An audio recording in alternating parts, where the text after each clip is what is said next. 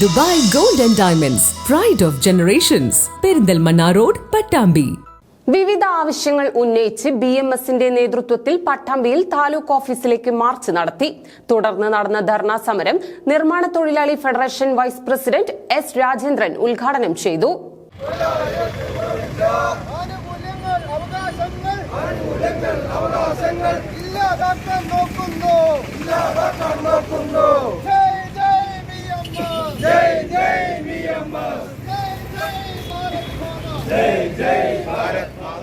ഒരു വർഷത്തെ പെൻഷൻ കുടിശ്ശികയും മറ്റ് ആനുകൂല്യങ്ങളും ഓണത്തിന് മുൻപ് വിതരണം ചെയ്യുക, നിർമ്മാണ തൊഴിലാളികളുടെ പെൻഷനും ആനുകൂല്യങ്ങളും കവർന്നെടുക്കുന്ന പിണറായി സർക്കാരിന്റെ ജനദ്രോഹ നയത്തിനെതിരെയും ഞങ്ങളുടെ മക്കൾക്കും ഓണം ഉണ്ണണം എന്ന മുദ്രാവാക്യവുമായാണ് നിർമ്മാണ തൊഴിലാളി ഫെഡറേഷൻ BMS പട്ടാമ്പി തൃത്താല മേഖലാ കമ്മിറ്റികളുടെ നേതൃത്വത്തിൽ പട്ടാമ്പിയിൽ താലൂക്ക് ഓഫീസ് മാർച്ച് നടത്തിയത്. മേലെ പട്ടാമ്പിയിൽ നിന്നാരംഭിച്ച മാർച്ച് താലൂക്ക് ഓഫീസിന് മുന്നിൽ പോലീസ് തടഞ്ഞു.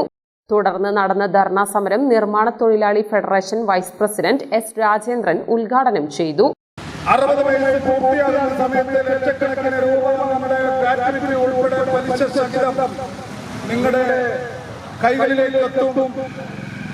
അതുപോലെ തന്നെ 60 വയസ്സ് പൂർത്തിയായ പെൻഷൻ ഒരു മുടക്കം കൂടാതെ തരുമെന്നും ഈ 60 വയസ്സ് കാലഘട്ടങ്ങളിൽ വിവാഹം തൊട്ട് മരണം വരെയുള്ള ആനുകൂല്യങ്ങൾ വിതരണം ചെയ്യുമെന്നും വിദ്യാഭ്യാസ മേഖലകളിലും അപകട മേഖലകളിലെല്ലാം നിങ്ങൾക്ക് വീഴ്ചകൂടാതെ ആനുകൂല്യം തരുമെന്നെല്ലാം പറഞ്ഞ് എല്ലാവരെയും ചേർച്ചയിൽ ചേർക്കുകയില്ല.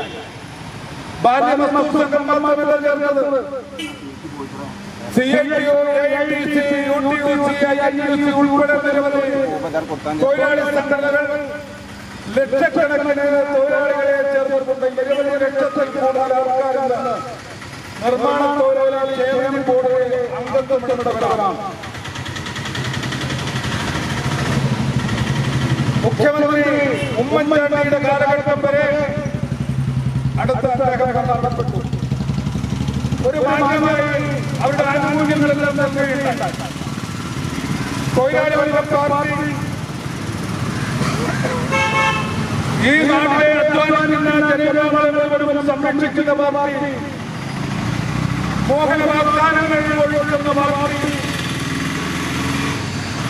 ഭരണത്തിൽ കയറി 8 വർഷക്കാലമായി സമരം ചെയ്യുമ്പോഴാണ് നിർമ്മാണ തൊഴിലാളികളുടെ ആനുകൂല്യങ്ങൾ കൊടുക്കുക.